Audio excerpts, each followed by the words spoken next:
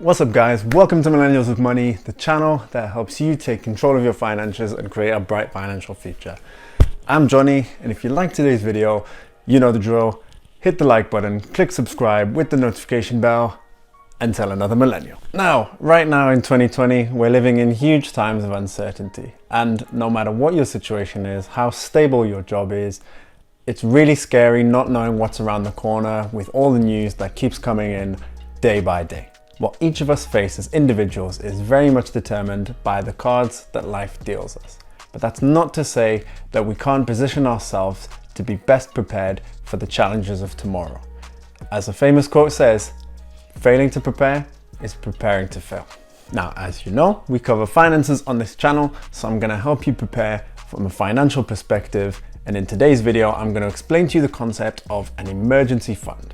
Now, an emergency fund is a secret stash of cash that you keep under the mattress, and when it's time to make a run for it, you pull it out and take off. Not really, I'm joking. An emergency fund is a dedicated portion of your cash that you keep to one side and don't touch, and you bring it out in case of a financial emergency. Now, this emergency fund typically covers a few months of expenses, and I'll get into the details of what it looks like a bit later in the video. So an emergency fund, great concept, right? Actually, there's not that many people who can take advantage of an emergency fund today. Any of you who've been learning about personal finance for any length of time may have heard the famous statistic that 4 in 10 Americans can't cover a $400 unexpected expense. And in Europe, the story is very similar.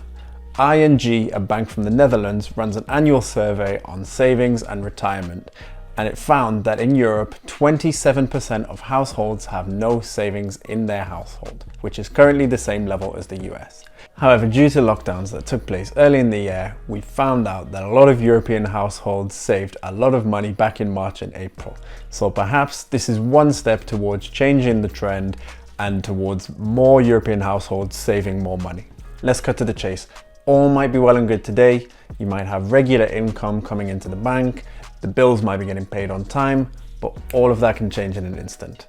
And I hope it's not the case, but let me explain why you need an emergency fund available in case that happens. Now, the first reason you'll want to have an emergency fund is to protect against the risk of loss of income or job loss. Again, I hope this doesn't happen to anybody, but with everything that's going on at the moment, it is a very real possibility that this could happen, and you don't want to be unprepared if this does happen. By having an emergency fund to turn to in such a situation, you give yourself a bit of comfort and you buy yourself a bit of time while you get a replacement source of income lined up. So in that first example where you lose your primary source of income, your emergency fund will be depleting little by little over time. There's also, however, another possibility where you're hit with an unexpected large expense that requires you to put a big amount of cash forward at once. You could be a person who's very reliant on a car to get you from A to B on a regular basis. What if one day that car breaks down? How quickly and how effectively are you going to be able to replace your primary mode of transport? Alternatively, you may need to pay for an unexpected medical bill depending on where you live, or you also may be hit by a personal tragedy or disaster. Again, I would wish this on nobody. All of these situations are very stressful, and that's without even taking into account any financial impact it might have. By having an emergency fund to turn to, you can take one worry off your plate, and you can make these situations a little easier to manage. Now, back at the start, you'll remember I mentioned the statistic of Americans that can't cover a $400 expense. What tends to happen is a lot of people who can't cover a short-term unexpected expense will turn to debt, short-term debt, as a means of paying for that expense. I would strongly recommend against this because obtaining debt in the short term very quickly can be very expensive, and once you start going into debt, it is a vicious downward spiral, and not to mention that if you don't pay off that debt in time, it can affect your long-term credit score.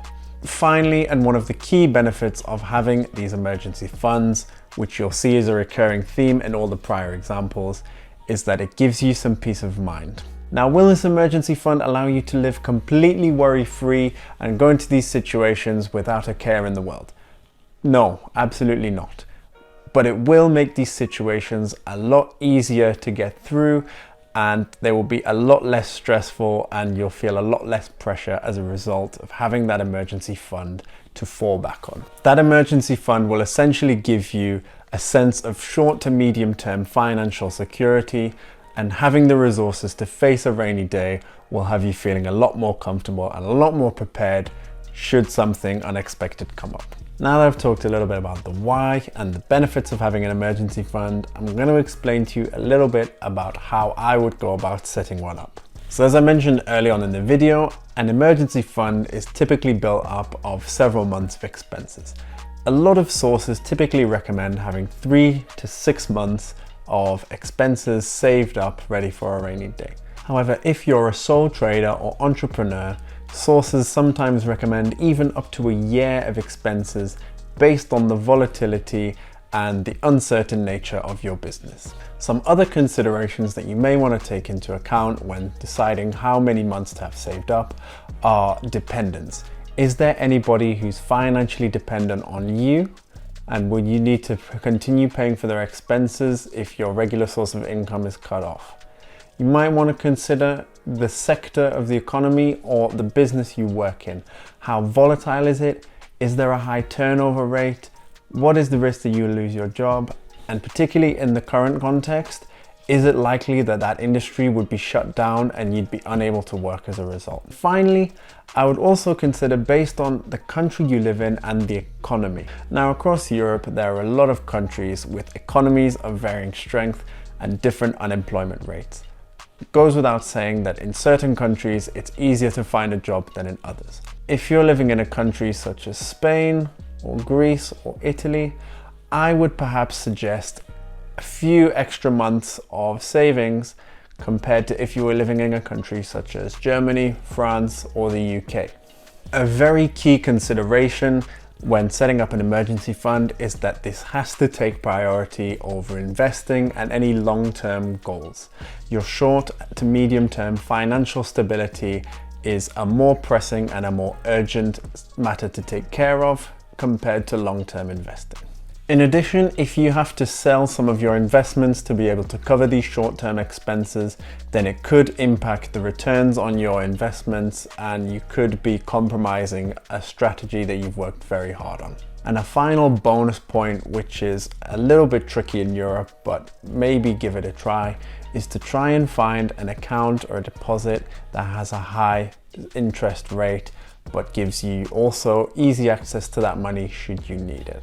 Hopefully the probability that you need to go to that emergency fund is quite low, so it would be good that that money is able to grow or at least keep pace with inflation for the meantime. But at the same time, if you do need to access it, then you need to be able to get to it quickly. So to summarize the key points in this video, you never know what's around the corner, whether your primary source of income will be affected or whether you'll be hit with a large unexpected expense. Having an emergency fund means you don't have to take on debt, and it gives you a bit of peace of mind and some additional resources to be able to face that situation. Typically, your emergency fund should cover 3 to 6 months of expenses depending on your personal circumstances, and building your emergency fund should be a priority over investing and long-term financial goals. That's all for today's video. I hope you enjoyed it. Be sure to check out the Millennials with Money social media and internet pages.